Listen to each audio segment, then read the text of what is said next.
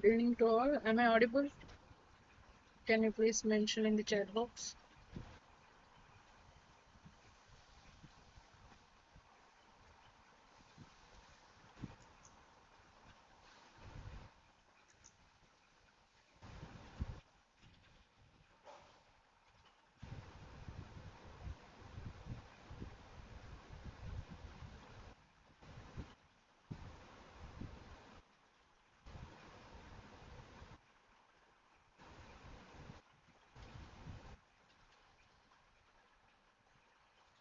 Okay, I'll start the session. So today we will discuss how the fuses will operate and how MCBs will operate. So these fuses and MCBs, they are the protective devices. So that's why I gave the title protective devices. So we know that there is huge demand of electrical energy in our day-to-day life, and the demand of the electrical energy is increasing day by day. So you can see I'm showing you some image here. So electrical energy is needed in almost every field for the purpose of heating or cooling. You can see in this image. Yeah, you can see for heating purpose or for cooling purpose, such as for heating purpose in ovens and for iron, for cooling refrigerators, for cooling air conditioners. Okay, so we need electrical energy to operate these. Okay, similarly, we need electrical energy for motion or to energize the device. For example, for drilling. Okay, so for drilling operation for blenders, for cars, electric cars, for even for motors. Okay, we need electrical energy. Even for communication purpose, we need electrical energy to turn on the TV, to operate the radios, to operate portable phones, or to operate the computers. Even for lighting, we need electrical energy, such as to use incandescent lamps, normal bed lamps or flashlights or floodlights. Floodlights are the lights that are used in the stadiums. Okay, so for many purposes. Okay, I have shown only few needs of electrical energy here, but there are many requirements. There are different applications of electrical energy. There are many areas where electrical energy demand is there.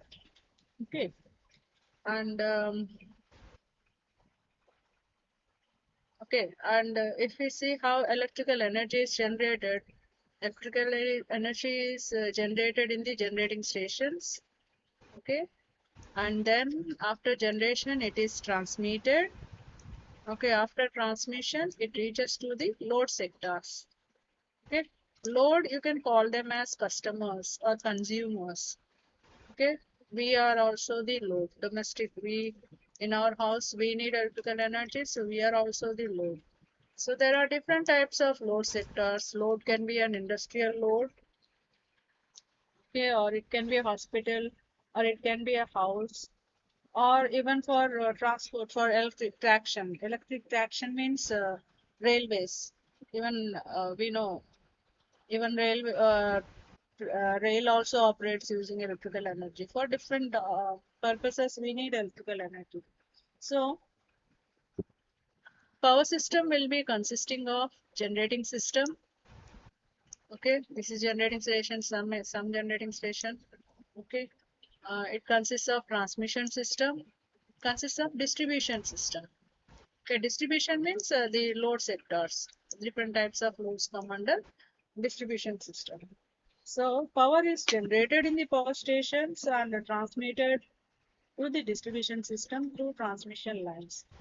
So during the operation of the power system, so electrical energy is generated, then it is transmitted, and then it is utilized. Okay, it is utilized at the customer end. Okay, so during the operation of this power system, so together generation, transmission, and distribution, together they are known as power system. So power system consists of three principal components. Those three principal components are generating system, transmission system and a distribution system. So during the operation of this power system, okay, that is for generation, transmission, and distribution. During the operation of power system, it is often necessary to switch on or off these various circuits.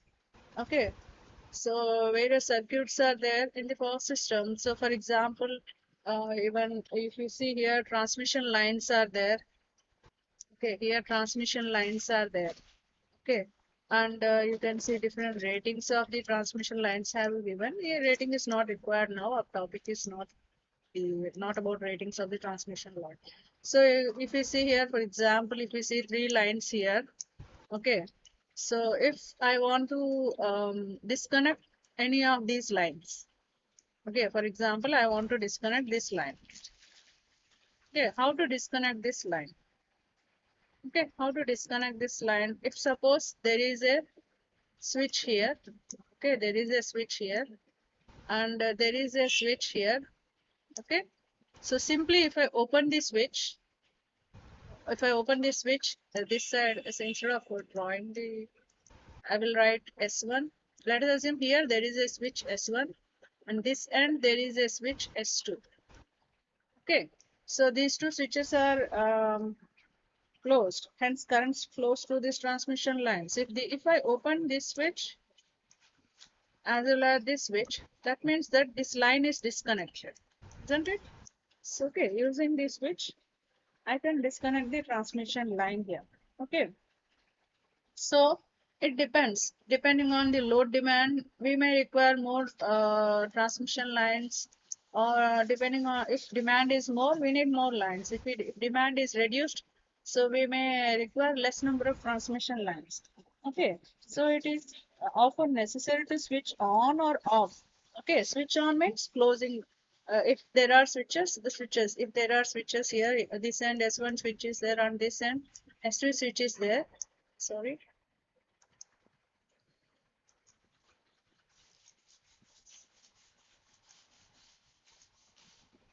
S2 switch is there. S1 and S2 both should be initially, if I want to use this line, I want to utilize this line, then S1 and S2 should be in closed position. If I want to disconnect this line, okay, if I want to disconnect this line, then S1 and S2 should be open. Okay, so depending on the requirement, load requirement, okay, we may have to turn on the switch or turn off the switch. Okay. Okay, on the S1 is towards the generating station side, and S2 is towards what? Distribution side. Okay, this is distribution side. This is distribution side. So for for your sake, what I'm going to do is I will draw certain two lines here. Okay, this is it. So this is generate this from here to here. This is generation system or generating system. This area belongs to transmission. Okay, from here, this area belongs to distribution. Okay, so if we want to disconnect any line, if suppose here there is a switch S1, there is a switch S2. Okay, so S1 is towards generating side, isn't it? And S2 is towards distribution side. So these switches are to be turned on or off depending on the requirement. Okay, so during the operation of the power system, it is okay. Sometimes it is necessary to turn on or off the various circuits that are connected to the transmission line.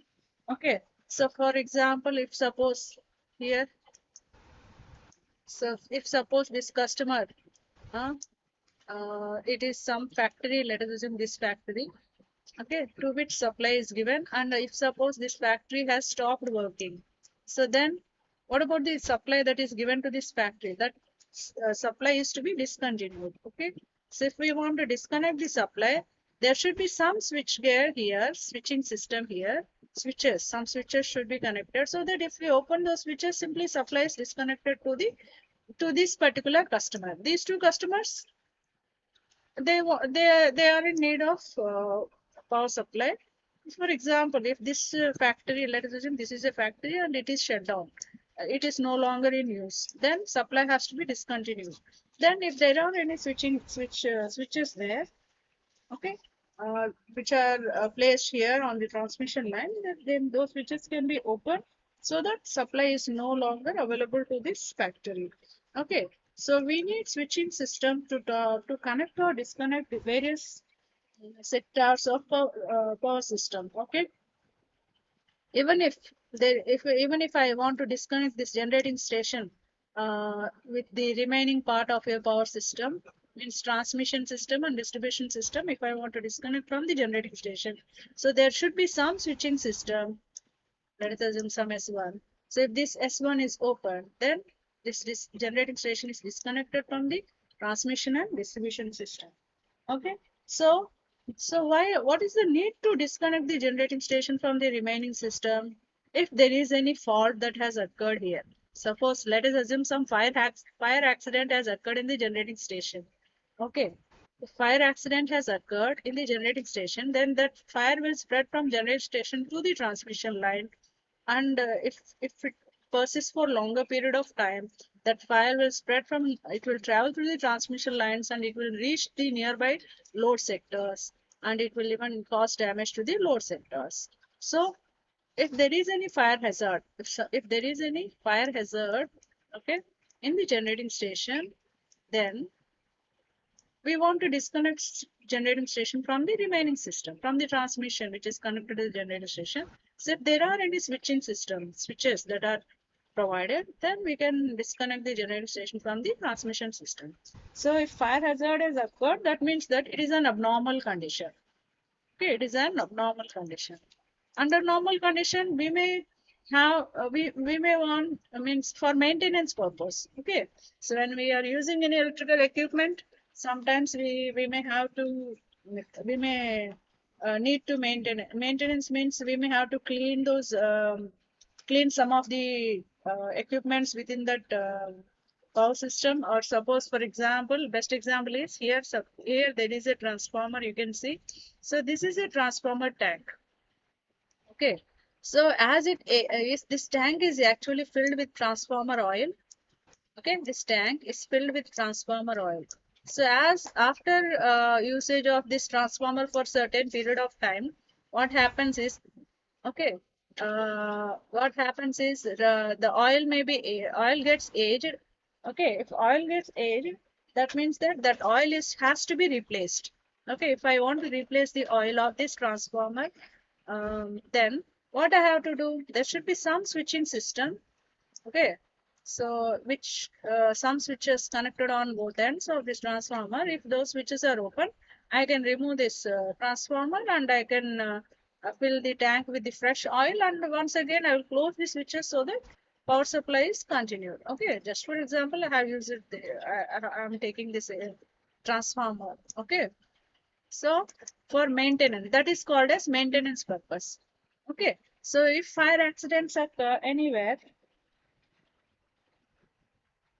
okay, if fire accidents occur, that is abnormal condition. Okay, so if load demand also, if suddenly you can see here customer voltage demand is mentioned. This customer uses around 26 kilovolt, this customer uses 69 kilovolts, this customer uses around 13 kilovolts and 4 kilovolts, and this customer uses 120 volts and 240 volts. Okay, these are the customers.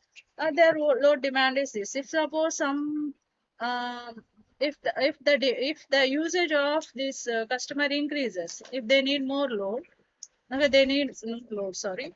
If they need more electrical energy, if the load demand is very high and this generating station is unable to fulfill the load demand, okay, its generating capacity is low. Okay, for example, if you see this customer, its demand is, let us assume it is 26 kilovolts, and if this generating station is able to generate only 20 kilovolts, that means what? It is overloaded. This generating station is overloaded because it won't be able to fulfill the demand of 26 kilovolts. Okay, it won't be able to fulfill the demand of 26 kilovolts. So that condition is known as overloaded condition. Okay, so the generator generating station has to fulfill the demand of the customer. Okay, so whatever electrical energy demand, whatever voltage that the customers are demanding, that voltage level, it has to be satisfied. It has to generate the electrical energy. It has to transmit it. Okay, that much voltage is to be generated in the generating station. That has to be transmitted to the consumers. Okay, so if that demand is not fulfilled, then that is also known as abnormal condition. So abnormal condition can be a fire hazard. If fire accident occurs, it can happen anywhere. Okay, okay, fire accident can happen anywhere. Okay, so I think I have some images. I'll show you. Yeah, see, this is a transmission tower. Here, some leakage of current or some fire accident has occurred. Or what else can happen is, see here, a tree branch is falling on the transmission lines. So it is short circuiting the transmission lines. So that sort of abnormal conditions can occur. So the switching operation needs to be performed in the power system. Okay, so whenever under normal operating condition as well as under abnormal condition. Okay, so if we have some protective devices, okay, if we have protective devices such as fuses or MCBs. MCBs, miniature circuit breaker. So if we have the protective devices, then those protective devices will interrupt these sort of faults, okay, fire hazards or whatever, okay, and they will try to maintain the normal operating condition. Okay, so in order to protect the power system equipments, okay, where is power system? In order to protect the power system equipments, okay, all the power system equipments from all sort of abnormal conditions, okay, to clear the fault. If any fire accident occurs or if overload condition occurs, then to clear the faults, we need protective devices. So the protective devices, and I'm going to discuss today is only about fuses and miniature circuit breakers. There are many protective devices. Okay, but I'm going to discuss only these two, fuses and miniature circuit breakers. So there are different types of fuses. You can see here in this image. Okay, and there are different types of circuit breakers. Okay, so let us start with fuses. Am I in the class? Image here.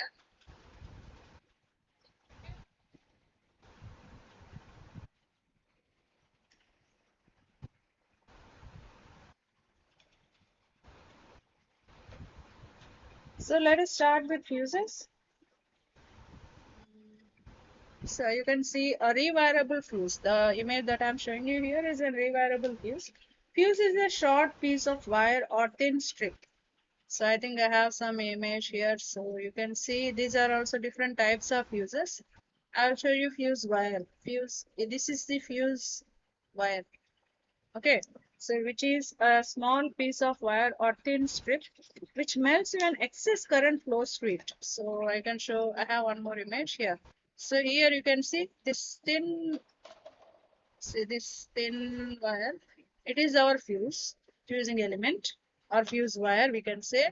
So if excess current, okay, if more current flows through this wire, what will happen is it will melt and it will break. So you can see one more image I am showing you here. The fuse wire has melted and it has broken. Okay. So when excess current flows through the fusing wire or fusing element, it is a which is a thin wire or a strip. Here I am showing you wire. Okay, so what will happen? It will melt when excess current flows through it, and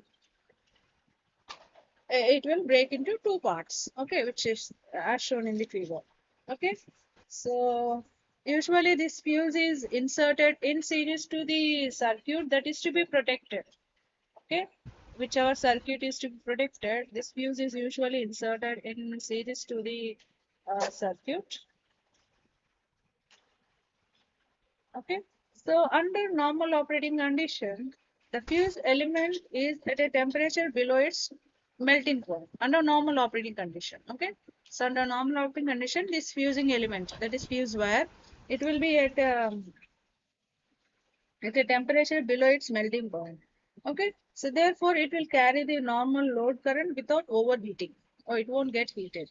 Okay, under normal operating condition. If fault occurs, okay, if suppose if any fault occurs, okay, if fault occurs, as I have shown you earlier, if any fault occurs, if suppose if here you can see here a tree branch is falling on this transmission lines, or here some fire accident has occurred, some leakage of current is there. If that sort of faults occur, then what will happen is this, due to these faults, excess current will flow through this fusing element.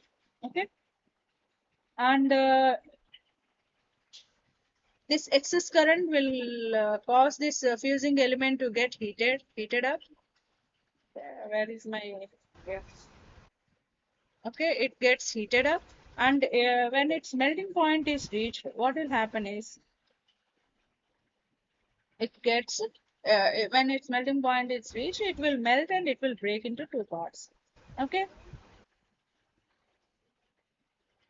so when it breaks into two parts, then what will happen? It is disconnecting one portion, the healthy section from the unhealthy section.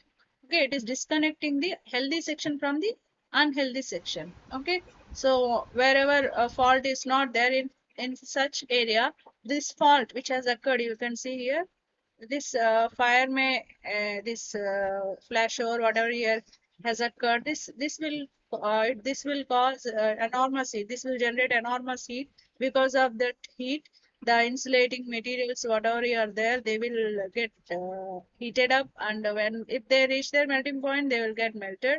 And because of that, an excess current will flow through these transmission lines, and it may reach the nearby equipments which are connected, and they may cause the damage to those equipments. Okay, so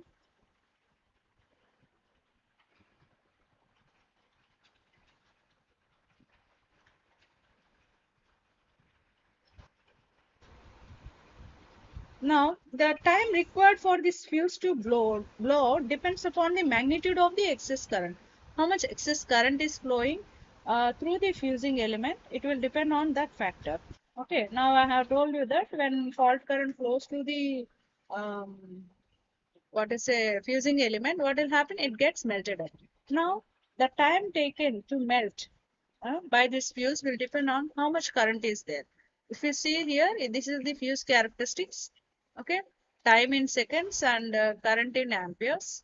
Okay, so x-axis is time in seconds and y-axis is current in amperes. Now, as time is increasing, if you see, oh no, I should not say as time is as fault current is increasing, time of operation of the fuse will decrease. Okay, so if you see here, if you see, here I am showing you three fuse characteristics: 200 ampere fuse, 100 ampere fuse, and 60 ampere fuse. Let us take consider only one fuse characteristics here. This is 60 ampere fuse characteristics. Okay, so if you see here, let us assume excess current is around 400 amperes. Okay, then what is the time of operation? It is less than 0.02 seconds. Time of operation of the fuse is less than 0.02. If fault current is around 200 amperes, then what is the time of operation of this fuse?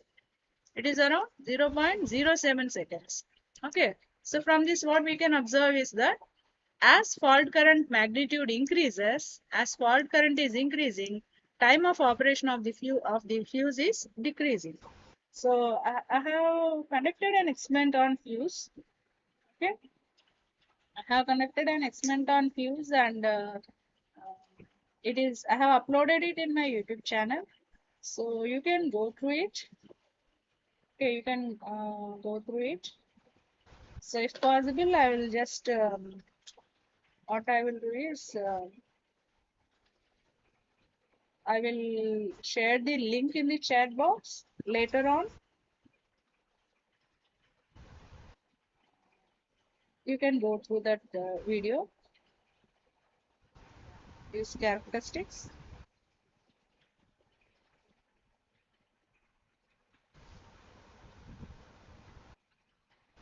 Okay. So I will just possible I will upload it in the. I'm trying my. What I'm trying here is I'm trying to yeah fuse characteristics experiment which I have done in the laboratory. You can go through that. You will come to know how fuse operates when fault current is varying. Okay, I have shared it in the chat box. I have shared the link in the chat box. You people can go through it. Okay, later on, not now. Later on, you can go through it. Okay, so till now, what we have discussed is that if fault current increases, then what will happen? Automatically, the time of operation of the fuse will decrease. Okay, the time taken for the fuse to blow out. Okay, the time taken for the fuse to blow out. So here you can see the fuse has blown out. The time taken for the fuse to blow out will decrease. Okay, so there are different types of fuses. Okay, this is the fusing element or fusing wire. Different types of fuses are available. Okay, so if the current is very high, what will happen? More quickly the fuse will blow up. Okay, so this fusing element. Okay, fusing element means fuse wire. So this is the fuse wire. This is fuse wire. Okay, similarly here in this type of fuse, this is the fuse wire. Okay, these two are the fuse wires. So usually this fuse wire will have a small cross sectional area. It is made with some metal conductor. I will show you that metal conductor also. Okay, so fuse wire material somewhere it is there.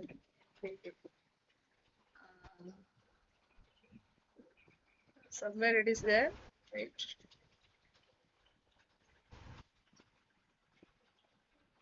I'm unable to find that. It's there above fuses. Acha.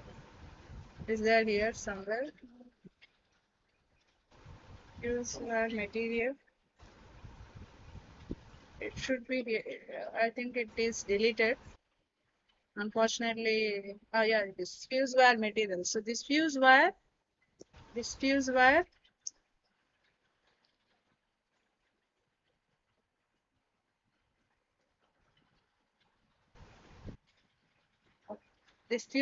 it can be made up of lead. Okay, where is my cursor? Yeah, it can be made up of lead, tin, or copper, or zinc. Okay, so this fuse wire material, it can be made up of any of these materials. So usually copper is used. Okay, and this fuse wire is usually placed in a case.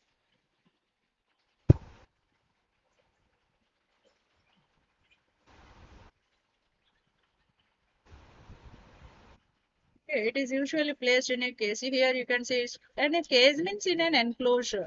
Okay, so it is usually placed in an enclosure. I am searching for different images. How many? Yeah, yeah. This is rewirable fuse wire. Nowadays it is not used. In olden days they used to use this. So these are the different types of fuses. So inside what you can see, this helical structure, this thin wire, this helical, this one, and here it is. Fuse wire is not visible here, but these are the different types of fuses. With fuse wires are enclosed here. Okay, so for all the fuses, in all the fuses, fuse wires are enclosed properly. Okay, so that enclosure you can call it as a case. Okay, and whatever is the whichever material is used till as I have already just now I have told you there are four materials that are used as fuse wire, that is lead, tin, copper, and zinc. Lead, tin, copper, and zinc. So whichever material that is used here for as fuse wire, these materials should have low melting point. They should have low ohmic loss. They should have high conductivity.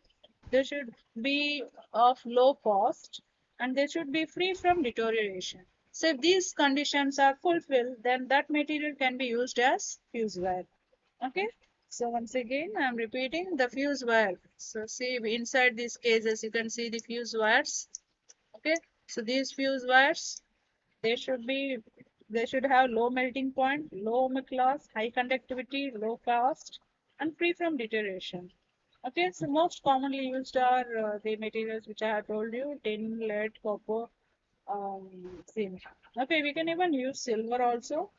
Okay, so for interrupting small currents, usually up to 10 ampere current, if I want to interrupt 10 ampere current, I can use tin or an alloy of lead and tin. Okay, to make the fusing element. For interrupting larger currents, interrupting means to disconnect faults which are very um, which faults in the circuits in which a very high fault excess current is flowing, very high current, more than 10 amperes current is flowing. If I want to disconnect the circuit in which more than 10 amperes current is flowing, then in such circuits I can use copper or silver, the fusing element made up of copper or silver. Okay, so usually the copper is tinned with, means it is coated with tin. Okay, to provide what to say, to make it more ductile and malleable. Okay, at not ordinary temperature, and to protect it from oxidation. Okay, and if we are using zinc as protect fusing element, the zinc is not used as a wire; it is used as a strip. Okay, so there are different types of fuses in the power system. So let us see types of fuses. Okay, there are different types of fuses. So one of the type of the fuse is glass cartridge fuse. So I'm showing you the image here. The glass cartridge fuse. This fuse is in the form of a glass tube with a wire inside it. Okay, and this wire will break if excess current flows through it. Excess means more current beyond its capacity. If suppose this wire, where is my cursor? Suppose this wire current carrying capacity is 5 amperes. You can watch my video, whose link I have forwarded in the chat box. So if its current carrying capacity is 5 amperes, if suppose 5.2 amperes current flows through it, okay, its current carrying capacity is 5, but 5.2 amperes current flows through this fusing element, then definitely what should happen? This fuse will melt. Okay, if more than its rating is 5 amperes. Okay, and if more than its capacity, more current flows through it, then it will melt. Its melting point is reached, and this fusing element will break. Okay, so this type of glass cartridge fuses, they are usually used in small electronic devices. Next type of fusing element is bottle fuse. It looks like a bottle. Okay, so bottle shaped fuse. It is usually used in industries or high power electrical systems for circuit protection. Okay, so one more type of fuse. This is semi enclosed rewirable fuse. Uh, So it was earlier in olden days it was used. So here what will happen if excess current flows this fusing element will break. Okay, so this is a fuse carrier. This is the base. So we can remove the fuse carrier and replace this fuse wire with the new one, and we can reinsert this fuse carrier in the base. Okay, so that's how this operates. Next, low voltage fuses. A fuse used for low voltage applications, such as in vehicles or electronic equipments. Okay, low voltage, I'm sorry, low voltage applications such as electronic equipments, they require very low voltage. Okay, electrical goods require high voltage. So for electronic equipments or for vehicles, so in order to protect against the excess currents, okay, we need the low voltage fuses. Next, draw out fuse. So this raw fuse, it can be easily removed if from its system for maintenance or replacement. Usually, it is used in high power distribution systems. Okay, so very the location where very high power distribution is taken place. In such areas, raw out fuses are used. Okay, one more type is there, that is high voltage fuse. So this fuse is designed to operate in high voltages, such as electrical distribution networks. Okay, so it protects equipments from electrical surges or current surges, we can say, or during short circuit conditions. So surges are very high peak voltages. Okay, so in order to protect against current surges or short circuits, high voltage fuses are used. So let us discuss this. Sorry, let us discuss the construction and working of one type of fuse. I'm not going to discuss the construction and working of all the fuses. Let us discuss the construction and working of one type of fuse, that is low voltage fuse. That fuse is known as high rupturing capacity fuse. Okay. Okay, this is a high rupturing capacity fuse. Uh, this fuse is usually used for protection against low voltage circuits in which low voltage will be very low. Okay, so you here what you can, the image that you can see here is a um, high rupturing capacity fuse. So okay, which is a low voltage fuse. So internal diagram you can see in this image. So it consists of heat resistant ceramic body. Okay, so the body, so this body, where is it? Yeah, this body of this low voltage fuse is resistant ceramic body having metal end caps. Okay, you can see here, this is a cap, this is a cap. Okay, these two are the metal end caps, uh, to which okay, to the metal end caps, silver current carrying element is welded. So you can see in this image. So see here, this is one cap. Just now what you have seen, that was the real image, and this is the just drawing. Okay. Sorry. So you can see here, this is one cap, and you can see this is another cap, metal end caps. Okay. So inside, what is that? There is a silver, this red color, the red color line that you can see, it is a silver current carrying element. Okay, it is a silver current carrying element.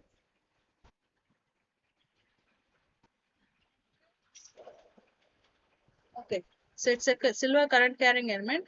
So this whole device, okay, so surrounding this silver current carrying element, you can see black dots are there. So you can see some black dots are there. So it is nothing but the filling powder. Okay, so say this silver current carrying element is surrounded by filling powder. So what is this filling powder? This filling powder, this whole yellow portion, you can see dots and yellow portion, what you can see here, it is there, I didn't notice here, it is mentioned filling powder. Okay, it is, so filling powder, it can be a chalk dust, okay, chalk powder, or it can be plaster of Paris or quartz or marble dust. Okay, so its main purpose is to, if excess heat is there, it will absorb the heat, and it will provide a cooling medium. Okay, so now under normal operating condition, normal current will flow through the silver element. This is our silver element. Okay, so see here one more here in at the middle of the silver element, what is provided here? Bimetal thermal control is provided. Okay, okay. So filling powder provides the cooling, it sufficient cooling that is required, as well as temperature control is also provided here. Okay, so now under normal opening condition, current normally flows through this silver element, and it won't reach its melting point. Okay, now it won't get overheated. Okay, say fault occurs, what will happen? If fault occurs, the magnitude of the current flowing through this silver element, the current, let us assume I, the magnitude of the silver current flowing through the silver element will increase to tremendous high value. Okay, so I'm not mentioning any magnitude, but current will increase to very high value. And if the silver element reaches its melting point, what will happen? The silver element will break. Okay, so when silver element breaks, excess heat is uh, emitted within this chamber. That heat is absorbed by this filling pump. Okay, this is how low voltage. This is how this low voltage high rupturing capacity fuse operates. Okay, now let us see what is meant by circuit breaker. So circuit breaker is an electrical safety device. Okay, or in other words, I can say it is a switch. Circuit breaker is simply a switch. Okay, circuit breaker is simply a switch.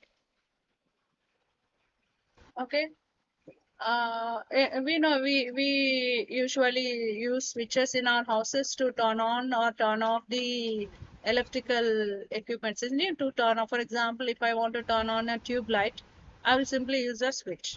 Okay, so circuit breaker is also a switch, but it is not a simple switch that we use. It is not similar to the simple switch that we use in our day-to-day life in our houses. Okay, so it is, of course, it is a switch, but it is a protective device. Okay, it is a protective device. So its main purpose is to provide protection against faults in the power system. Okay, its main purpose is to provide protection against faults in the power system to avoid damage to the equipment that we are using. Okay, so to avoid damage to the equipments in the power system.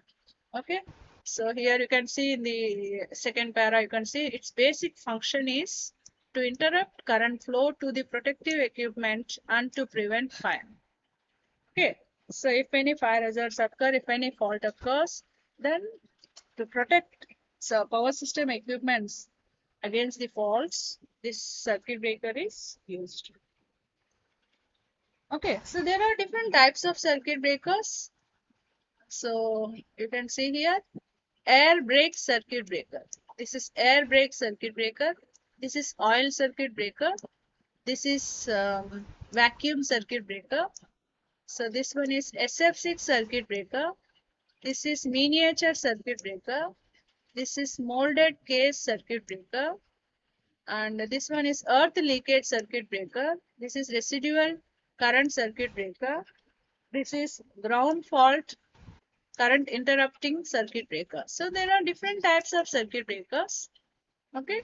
So we are not going to discuss all these types of circuit breakers. We are going to discuss not okay. I am going to discuss only one type of circuit breaker here today in this session, that is miniature circuit breaker. Okay, so miniature circuit breaker, we will discuss about this miniature circuit breaker. Okay, so if you look into the internal diagram of this miniature circuit breaker, it has different parts. So if you see here, this is known as latch. Okay, this is known as solenoid, and this is a switch. Okay, this is a switch, and this is a plunger, and this is incoming terminal, and this is this portion. Okay, this portion is R2. Okay, this I'm sorry, this portion is R2. Okay, both are looking similar, isn't it? R2, and yeah, okay, yeah. So I was correct. So this is R2, and this is R2 holder. Okay, and this is dynamic contact, and this is fixed contact, and thin rail holder. This is okay, ongoing holder. Okay, not sorry, not holder, terminal, and bimetallic strip. This is bimetallic strip, and okay, so this is bimetallic strip carrier. This is bimetallic strip. Okay, so don't worry. This is the real image. You need not draw this. Okay, so I will show you a simple diagram. Okay, I will show you a simple diagram to draw this one. So miniature circuit breaker. Okay, so MCB, you can call it as MCB. So what is this miniature circuit breaker? Miniature circuit breaker is an electromagnetic device that has complete enclosure in a molded insulating material. Okay, just now we have seen. Okay, so we have seen the image. So main function of this miniature circuit breaker is to open the circuit automatically when current passes, okay, through it, and if it exceeds the current carrying capacity of the circuit, okay, there will be rating for each and every equipment. If the current exceeds the rating of the equipment that is to be protected by the circuit breaker, then circuit breaker will open. So initially there will be usually circuit breaker will have two contacts, one fixed contact and one moving contact. So it, so you can see here two contacts. These are the two contacts. They will be initially closed. Initially, circuit breaker contacts will be closed. If any fault occurs, if any excess current occur for flows, or if any fire hazard occurs, fire accident occurs, then immediately what will happen is these contacts will open. Okay, these contacts will open. Okay, so this is under faulty condition. If suppose I want for maintenance purpose, okay, so for example, I have told you I wanted to, for example, earlier I told you that I want to open the transformer. Okay, I want to remove the transformer, I want to refill with fresh oil. In such case, manually we can open the switch. Okay, and if fault occurs, automatically the switch contacts will open. Okay. So this miniature circuit breaker, it is very simple in operation, and it's maintenance free. Okay, it won't require any maintenance, and it can be easily replaced if required. Okay, so here you can see a trip bar. You can see a trip bar. It is the key part of the miniature circuit breaker. Okay, so here you can see bimetal element also. Bimetal element. So this bimetal element, okay, this bimetal element, okay, this bimetal element protects against overload current, and the electromagnet in this circuit protects against short circuit current. Okay, so purpose of bimetal element is to protect against overloads. Okay, and there is a magnetic element. Where is it? Electromagnet. Cursor. Yeah, this is electromagnet. So purpose of this electromagnet is to protect against short circuit current. Okay, so two operations can be performed by miniature circuit breaker. One is short circuit current protection. Another one is overload current protection. Overload protection is provided by this bimetallic element. Overload protection, and short circuit current protection can be provided by electromagnet. Okay. So now whenever overflow of current takes place, means over current is flowing, then means excess current is flowing, then the bimetallic strip gets heated. This strip, there is a strip here. Where is my cursor? This bimetallic strip, it gets heated. Okay, and what will happen is this trip bar, when this get bimetal element gets heated, trip bar will release the latch. So you can see here, this carefully observe this portion, and in the next image you can see here latch is released.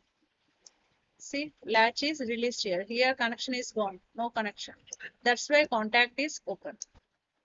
Carefully observe, when switch is closed, switch is closed. So this is the latch. Here it is connected to the, this is moving contact. Moving contact. Okay, this is fixed contact. Okay, so latch is holding the moving contact. Now if bimetallic element gets heated up, the strip will cause the latch to release. So if latch is released, what is happening? Moving contact moves away from the fixed contact. Okay, moving contact moves away from the fixed contact. Okay, so unhealthy section is disconnected from the healthy section. So this latch will cause the miniature circuit breaker to turn off by stopping the flow of current in the circuit. Now contacts are open means current cannot flow from one contact to another contact. Okay, so if I want to restart the current to flow, then simply what I have to do is manually I have to close these two switches. Okay, manually I have to close these two switches. And if suppose short circuit condition occurs, okay, if any short circuit occurs, then current will rise suddenly in the unpredictable way. Okay, current will increase to very high value. So what will happen is this electromagnet. So this is our electromagnetic element. So current will increase to very high value. Okay, so this electromagnet will displace the plunger associated with it with a solenoid. Okay, so there is a plunger. Okay, this is a solenoid. This is solenoid. Okay, it will displace the plunger associated with the solenoid. So this is solenoid. This is plunger. Okay, this is plunger. This is solenoid. Both are due to electromagnetic. What is say? Due to magnetic effect, they are attached to each other. We know magnet attracts iron. So this is made up of iron and this is acting as a magnet. Okay, this is our magnet. So it is holding this plunger in position. Okay, this plunger it is holding in position. If short circuit occurs, excess current will flow through this wire. You can see wounded wire here. This is a wire. And this excess current flows.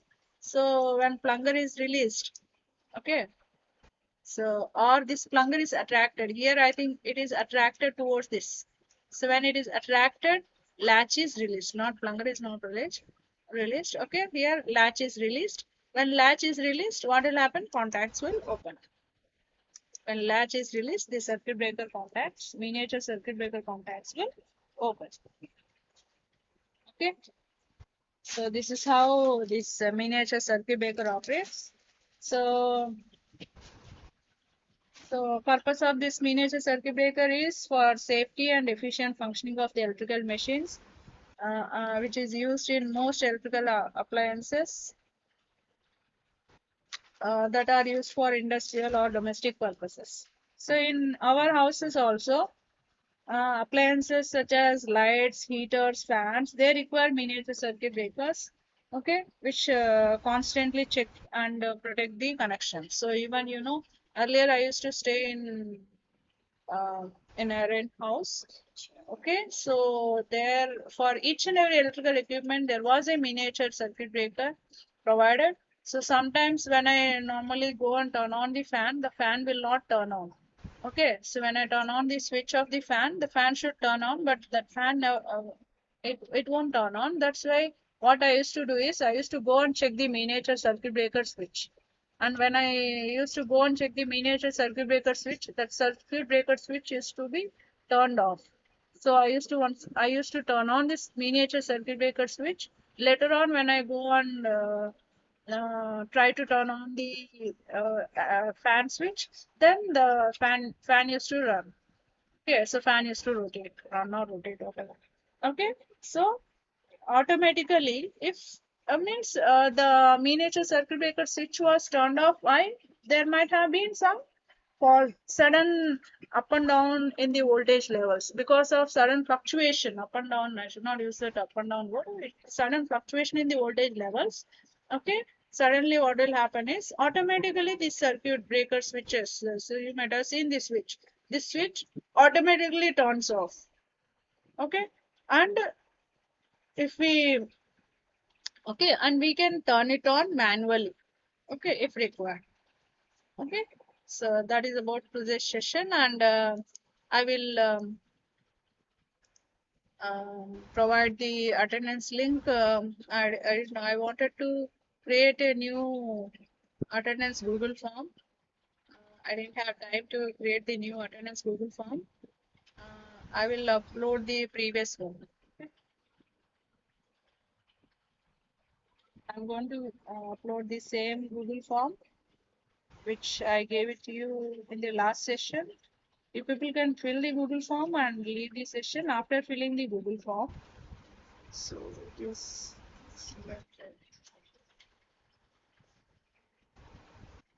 So I hope you have understood this session.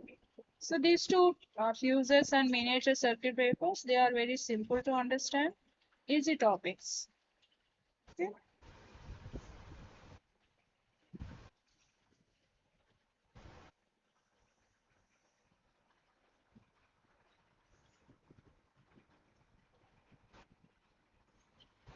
Wait a minute, I will upload the Google form.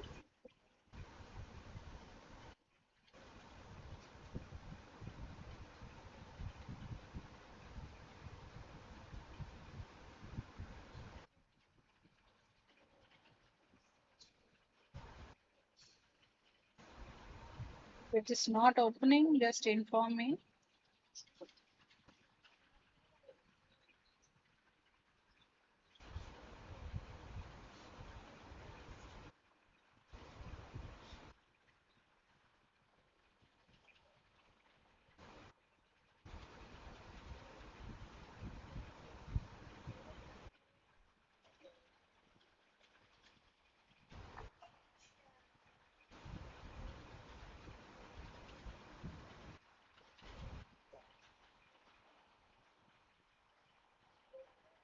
If there is any issue, inform me.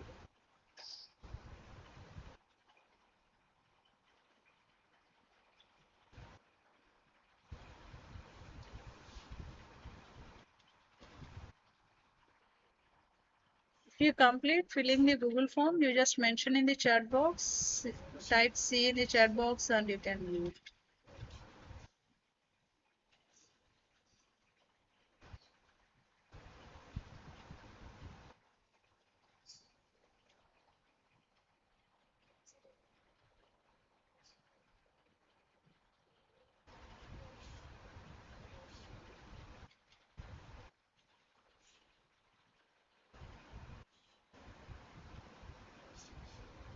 If you have submitted the Google form, just mention in the chat box, just type C and you can leave.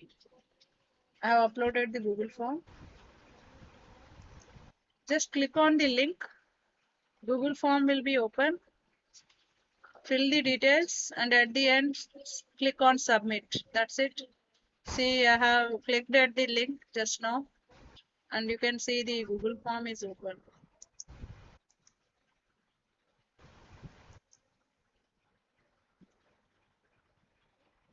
Uh, did not get submit. See, this is it.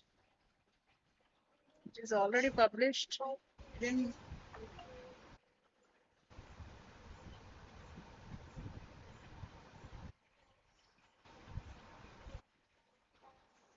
no submission. Are you able to fill the details? No, it's the same form which I gave in the last two sessions. I did. My form was restored. Okay.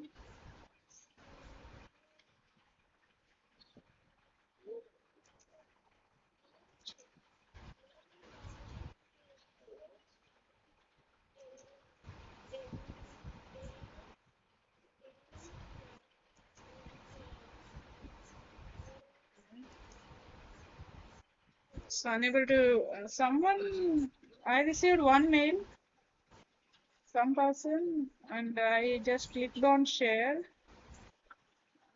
Some other person also. So these two people, were you able to fill the details and submit? No submit option. Simply you were able to.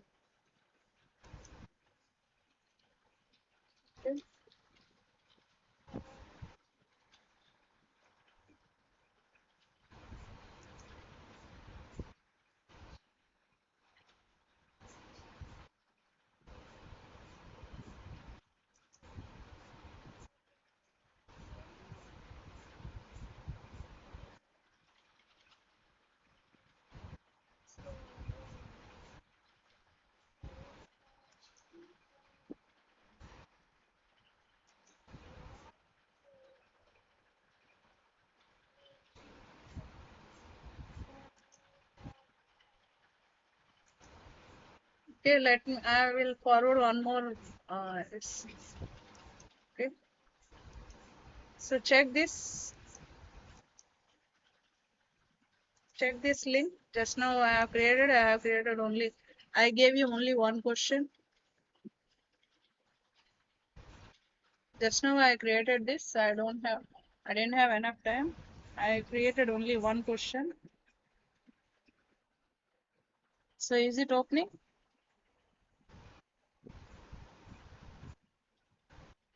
Is this form working?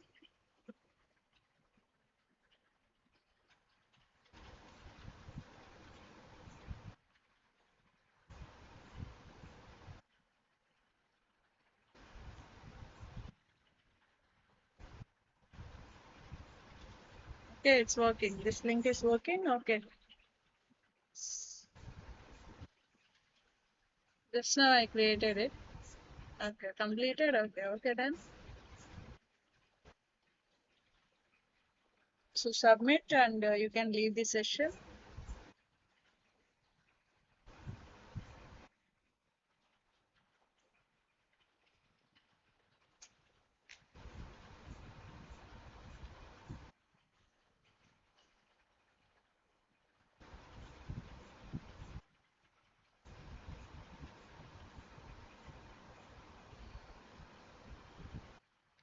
I thought I will conclude within half an hour, but it took approximately 1 hour for me to conclude this session. Okay, thank you for watching.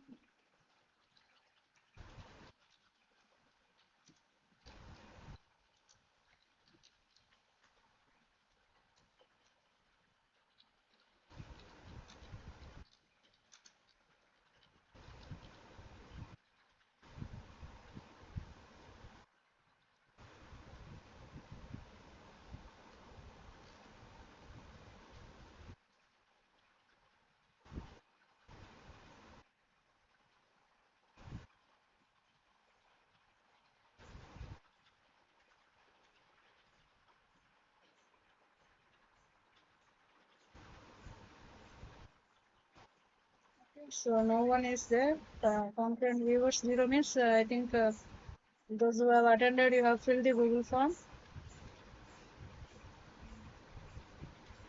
Okay, I'm ending this session. I hope if I end this session, I think this link will not work. I don't know much about this Google Forms. So if no one is there in the session, then I will leave.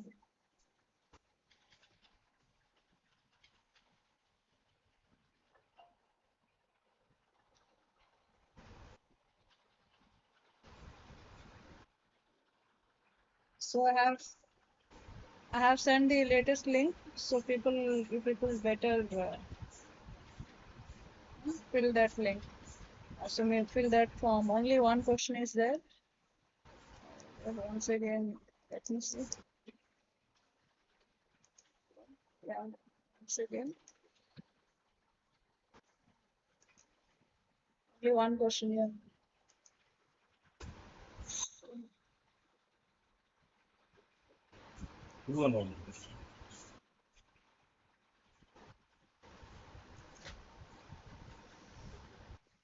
Okay, 21 responses. Till now, I have received 21 responses.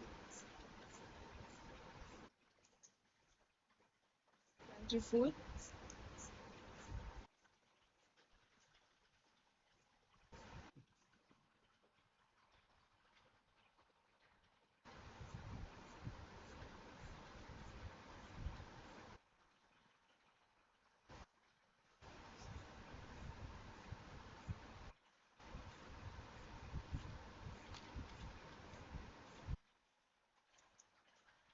23 responses.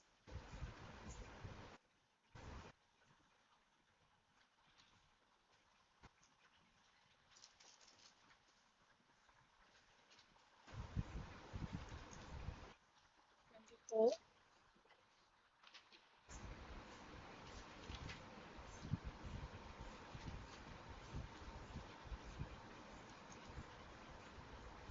25.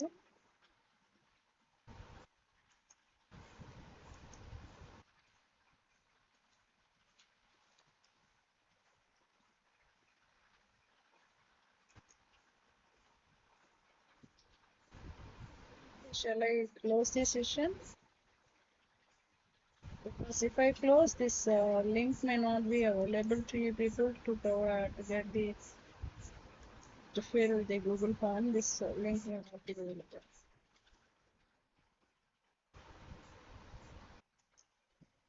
25. That's it. Okay, I'm closing this session. I hope everyone have filled the Google form.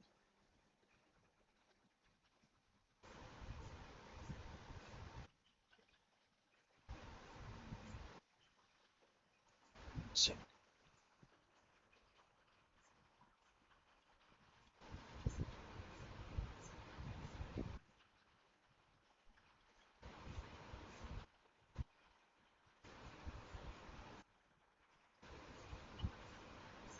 Okay, I'm closing the session.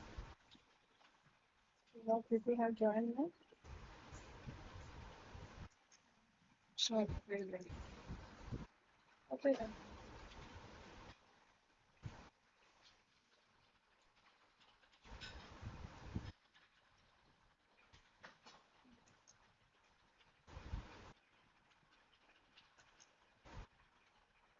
I'm ending this session. I hope you have filled the Google form or have joined, attended this session.